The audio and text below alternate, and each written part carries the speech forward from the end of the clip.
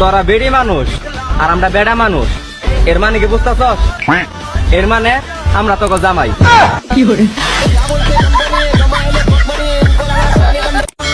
এই দেখো তো আমাকে আজকে কেমন লাগতেছে। তোমাকে যা লাগতেছে না, মন চায় রাশিয়া ইউক্রেনে ফেলাই দিয়েছে। এই কি বললা তুমি? কোথায় ফেলাই দিয়ে আসবা? ওরে আমার বাবুটা, তুমি তো পুরো অ্যাটম বোম লাগতেছো, যে দেশে পড়বে সে দেশ উড়ে চলে যাবে। তুমিও না শুধু নজর লাগাও। আরে ভাইজান মন খারাপ কইরেন না, বউ তালাক দিছে তাতে কি হইছে, আরেকটা বিয়ে করবেন। না ভাবি, মন খারাপ অন্য কারণে। বলেন কি ভাইজান, আবার কি সমস্যা হইলো? বিয়ে করার সময় 1 টাকা যৌতুক নি নাই, শালির বিটি তালাক দিয়ে অর্ধেক সম্পত্তি নিয়ে গেছে। By bye, tata.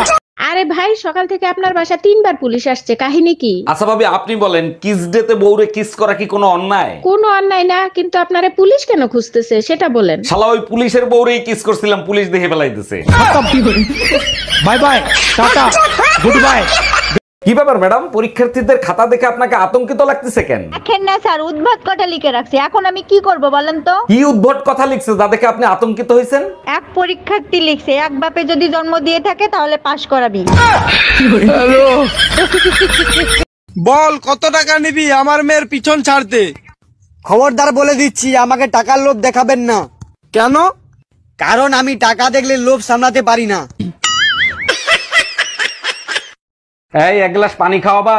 1 গ্লাস পানি পর্যন্ত ঢাইলে খাইতে পারে না, চাকরানির মতন খাটায় আমারে। আমি বড় গাধা ছিলাম যে তোমার মতো মেয়েরে বিয়ে করছি। আমি তো আগেই জানতাম, ভাবছিলাম বিয়ের পরে যদি মানুষ হও। কারোর কাছে 12 জনকে ফরওয়ার্ড করলে ঠান্ডা আবার ফিরে আসবে, এমন মেসেজ যদি থাকে আমায় দিন, আমি ফরওয়ার্ড করি।